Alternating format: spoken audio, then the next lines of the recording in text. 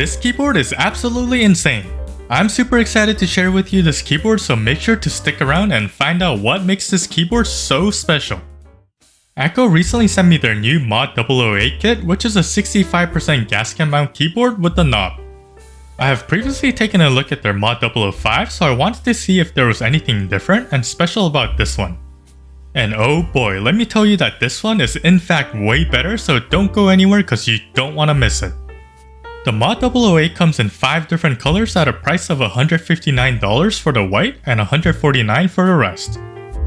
The packaging is similar to their other Mod series keyboards as it comes well packaged in this sturdy box. Inside you have your user manual, screws, top half of your keyboard, bottom half of your keyboard, your knob, and a rubber cooled cable.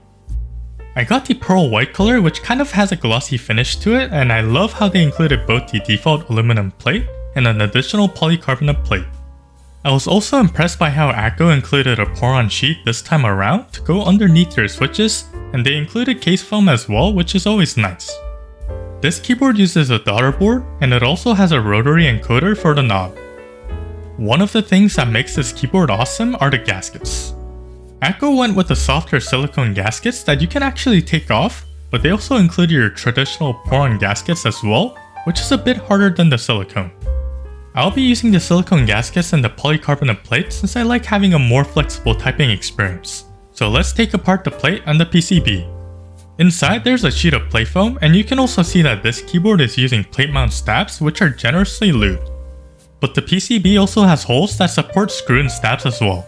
I'll be doing a sound test for both types, so make sure to stick around.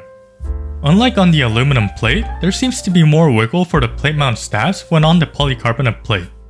I also realized later on that my band-aid mod on the PCB was kinda useless with the pour-on sheet, and I also had to cut the corner of the sheet for the rotary encoder. Afterwards, you just put everything together as the polycarbonate plate doesn't require you to screw in the PCB. For switches, Akko provided me with their Loop CS Jelly White switches. These are light linear switches that come lubed from Akko. Akko calls it hand lube, but reading the description it also seems like it's factory lube, so I was kinda confused as to what it actually was. They state that they lube the bottom housing stem rails, spring, stem, and spring cylinder. Overall, I found the lube to be pretty thin. So if you're lazy like me, you could use this if you want to save some time, but if you're a perfectionist, I think it would be better to lube them yourself, since I did find some inconsistencies between the switches. Anyways, these don't have a long stem, and their feel and sound are pretty similar to other CS switches.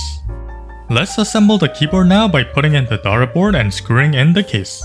For keycaps, I originally asked for their ASA clear keycaps, which would have looked super sick with this build.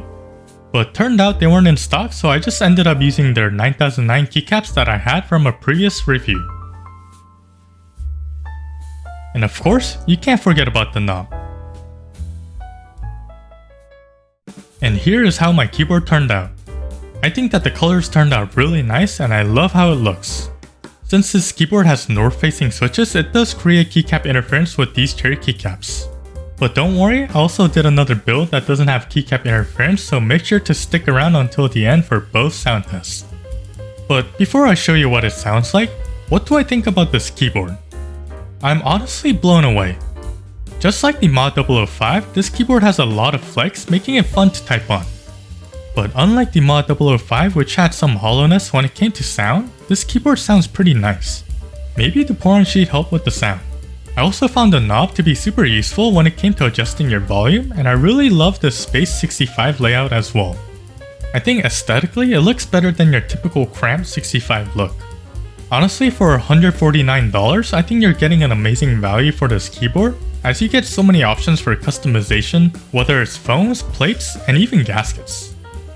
The only thing stopping it from being perfect is the fact that it doesn't come with screw-in stabs, and that it still has north-facing switches, but it actually seems like Akko recently came out with their own screw-in stabs, so I'm hoping they'll include those in the future for the Mod series keyboards. Overall, I'm super impressed with this keyboard, and it will be staying in my keyboard rotation, which says a lot about it. Big thanks to Akko for sending out the keyboard for review. I'll leave affiliate links in the description if you want to help support the channel.